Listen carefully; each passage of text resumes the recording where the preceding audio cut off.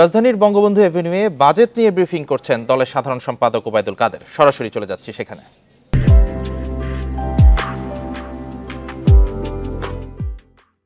এত লম্বা বাজেট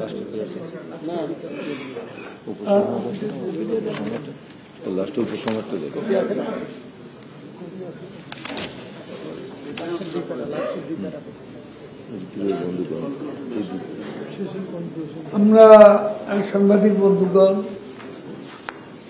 সড়ক নিরাপত্তা বৃদ্ধি, ঢাকা মহানগরের যানজট নিরসন, দ্রুতগতির গণপরিবহন ব্যবস্থা প্রবর্তন সহ মোটরযান ব্যবস্থাপনার আধুনিকায়ন পরিকল্পনা গ্রহণ বাস্তবায়ন কার্যক্রম চলছে।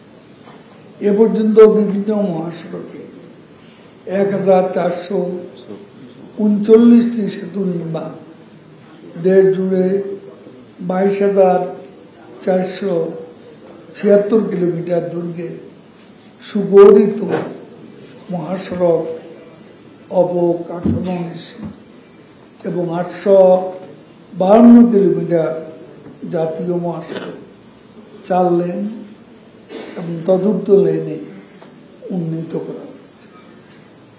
2041 সাল নাগাদ 12টি এক্সপ্রেসওয়ে নির্মাণ, আরো 10টি এলিভেটেড এক্সপ্রেসওয়ে নির্মাণের পরিকল্পনা রয়েছে।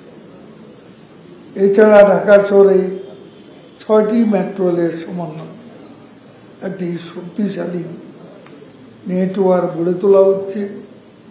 গত 15 বছর দেশে 948 কিলোমিটার নতুন রেল লাইন নির্মাণ, 1391 কিলোমিটার পুরনো লাইনের সংস্কার হয়েছে। খুলনা থেকে মোংলা লাইন নির্মাণ সম্পন্ন হয়েছে, যা ট্রান্স এশিয়ান রেলওয়ে উপ-আঞ্চলিক করিডোরের একটি বড় অংশ হিসেবে কাজ করার সম্ভাবনা তৈরি হচ্ছে। দক্ষিণাঞ্চলে পায়রা বন্দর, সমুদ্র বন্দর এবং সেখানে রেল লাইন নির্মাণের কাজ এগিয়ে চলছে।